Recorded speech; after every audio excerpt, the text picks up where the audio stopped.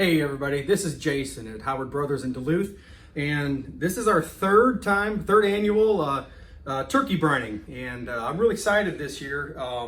We've got a local group, Lanes BBQ Seasonings and Sauces, and he's got a new seasoning out, new brine called Sweet Tea Brine that I'm quite interested in trying out. And then he's got his Signature Brine, which he's had out, I know at least last year. We didn't personally carry it, but we have it this year. It did really well at our Oakwood store. And not only do we have his brines, but we have his seasonings and sauces, so you can come in and get any flavor you want. They're all excellent. So today we are going to brine the turkeys. Today is Wednesday, so we're putting them in. It's about 10 o'clock in the morning, and we're gonna let them brine all night until tomorrow, say around 8, 9 o'clock. So it gives them about 24 hours in the brine, so let's get to it. So the steps for how to brine it are right on the front of the package here, and you can see that you don't only have to do turkeys, but you can do pork and chicken, and most of us only think about doing turkeys over Thanksgiving, but this brine is also good for many other things. And one other thing I did notice, reading the instructions, it says I'm going to take 1 cup of this brine per 2 gallons of water. Now I know for a fact there's more than 1 cup of brine in there, so you'll be able to get several uses out of this. So let's go ahead and get our 1 cup of brine. And you'll see there'll be some lumps in here. That doesn't matter, that's all gonna dissolve, but wow, I can see the seasonings already. So I'm gonna do kind of 1 heaping cup of brine. And as you can see, we're using a 5-gallon bucket that we sell here. I've already washed it, cleaned it, sterilized it. So in this case, because we're going to be able to put it in our refrigerator, if you're not going to be able to do that, if you have a cooler that can hold the turkey, you can put it in there with the brine and throw some ice on top of it. It'll be just fine. You can sit it out in your garage. But we're fortunate that we have a spare refrigerator, so we're doing ours in a 5-gallon bucket. I'm not going to put any ice in it because it's going to be refrigerated the whole time. So we're going to go ahead and put the brine in here. And now I'm going to come over and get 2 gallons of water. And this is actually 1 gallon. And you want the water to be cold. Is that hot or cold? Can't feel it through the gloves. That's hot. That's hot, okay. You want cold water. There we go. And then what we're going to do is I'm going to put these 2 gallons in there. I'm going to stir that brine up really good. I want it to dissolve before I put the turkeys in, but let me slowly fill up these 2 gallons and I'll be right back with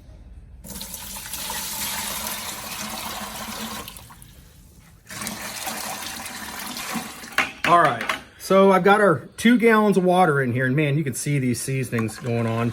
And I'm just going to keep stirring this until I don't hear or feel any grittiness in the bottom. I want all this to be dissolved in the water before I add the turkey. This could take a couple minutes. I don't know exactly. I just do it by feel. If the spoon's rubbing along the bottom, you can feel it. But yeah, as soon as that's all dissolved, we'll put the turkey in, and then we're going to see. I want to make sure the turkey is completely submerged in water, so we'll have to see if we need to add a little bit more. If I have to add another gallon to cover it, I'm going to put another ½ cup of brine in, just to make sure the water to brine is even. But I'll be back with you in a second. All right, so what I did is, of course, when you buy your turkeys, they're going to be frozen. Yeah, we actually bought ours last Tuesday. I believe it was Tuesday. They were frozen solid. We just threw them in the fridge to let them slowly start thawing.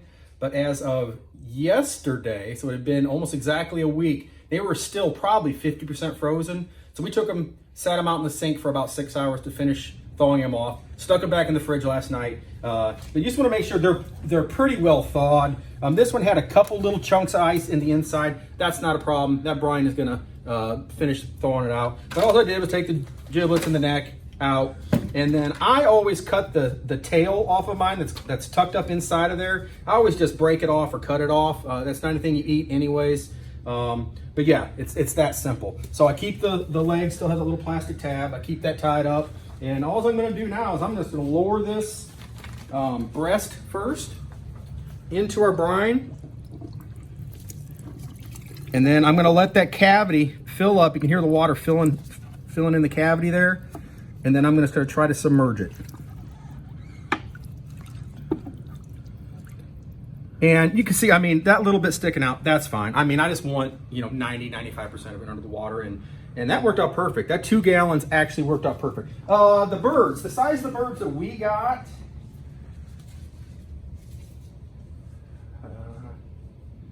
13, that one was 13 pounds, and this one's almost 14. So they're 13 and a half pounds each. So that worked out perfect. That 2 gallons was optimal. Way to go, Lanes. I guess you guys kind of figured it out ahead of time. So kudos to you. Okay, so after we got this brined, I just want to take it to show you how much brine you actually have left in here. And I was so curious that we actually dumped it out and measured it, and we had right at 1.5 cups left over.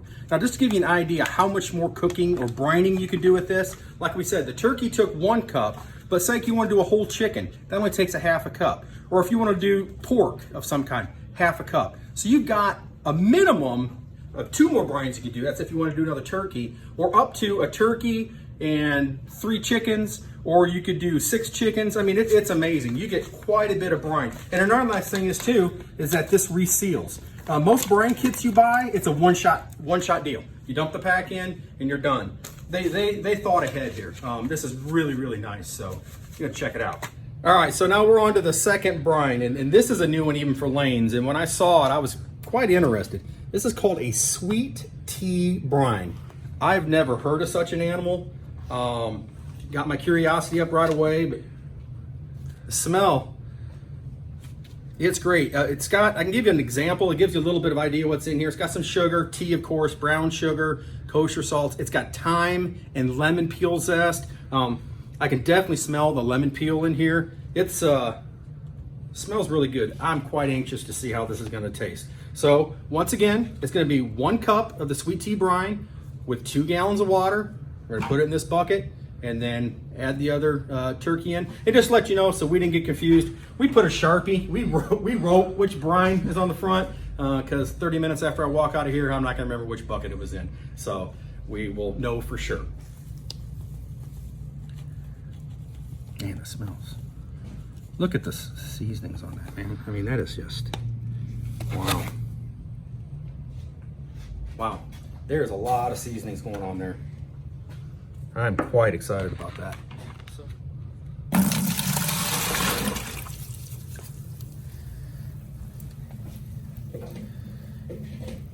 All right, so we went ahead and did the same thing with the other turkey. It's completely thawed, pulled out the giblets and cut that little tail off. And once again, we're just gonna come over here to the bucket, and I'm gonna put it in breast first. Start to submerge it. I want that cavity to fill up, and then I'm just gonna spin it into place. And there we go. Once again, 2 gallons, covered it up perfectly. And I just want to let you know, the smell coming off this is absolutely amazing. I'm very excited to try this one out. But just to let you all know, we're going to put it in the refrigerator. It's Wednesday now. We're going to let it brine until tomorrow morning, and then we're going to put them on the grill. All right, so it is 7 o'clock Thursday morning. Our turkeys have been brining for not quite 24 hours, but 22 hours. And so now we're gonna take them out and get them ready to go over on the Traeger grill.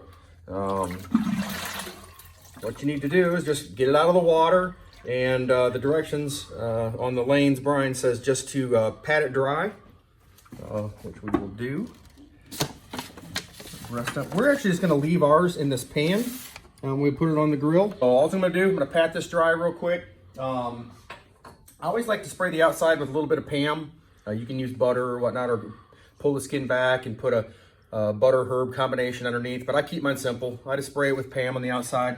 It just helps crisp up the skin a little bit more. So I'm gonna go ahead and get this patted dry, and I'll see you in a minute when we put it on the grill.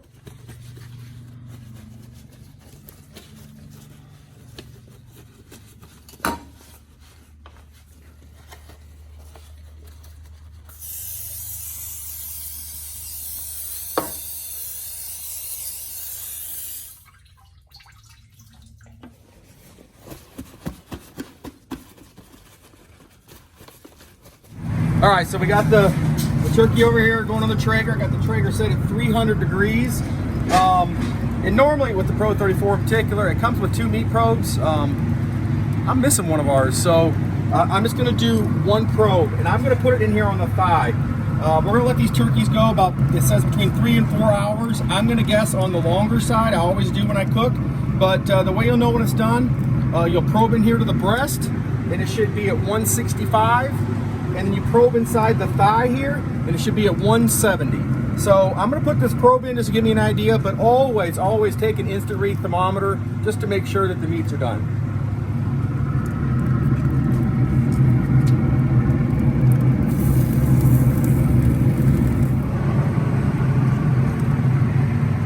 All right, so we got the turkeys on. The nice thing about the Traeger is I can just let it go now. I'm gonna go inside, start helping customers. I'm gonna come back out in about 3 hours just to see where we stand, and I'll be back with you.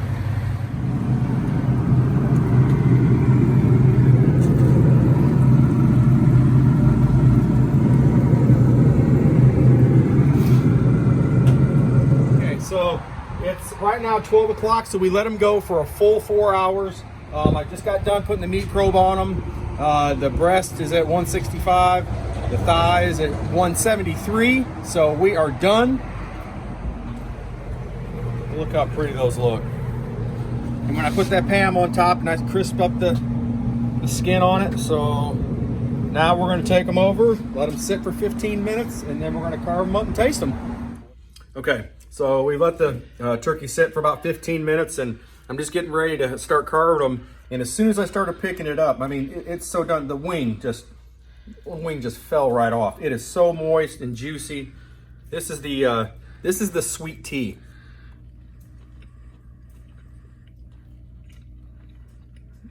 It's really good. Nothing overpowering. Very moist. Yeah, I really kind of like that. So anyways, I'm gonna get this out, get it carved up, and then we're gonna move over to the signature one and do the same thing.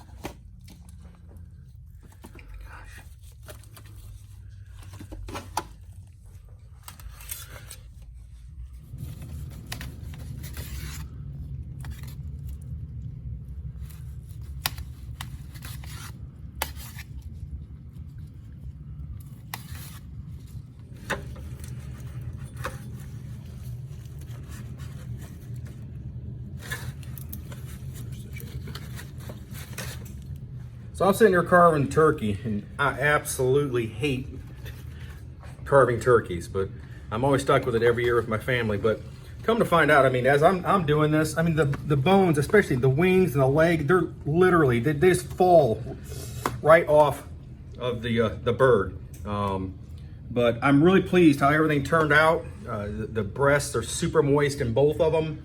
And that Pam spray on top of the skin really helped crisp it up like I knew it would. But we've been kind of nibbling, of course, as I'm cutting it up. And, you know, neither one of them are overpowering in any way. I think the Signature definitely has a little bit more flavor going on than the Sweet Tea. But both of them are good in their own right. I might actually even put, after I've finished chopping up the one that was brined in the Sweet Tea, I might actually put a little bit more of that Sweet Tea seasoning on it and see what I think about it. But the Signature, I think, is good. I don't think I need to add anything at all to it, but I can't complain. I like both of them. They both have great flavors, and of course the Traeger once again did remarkably. So happy Thanksgiving, everyone.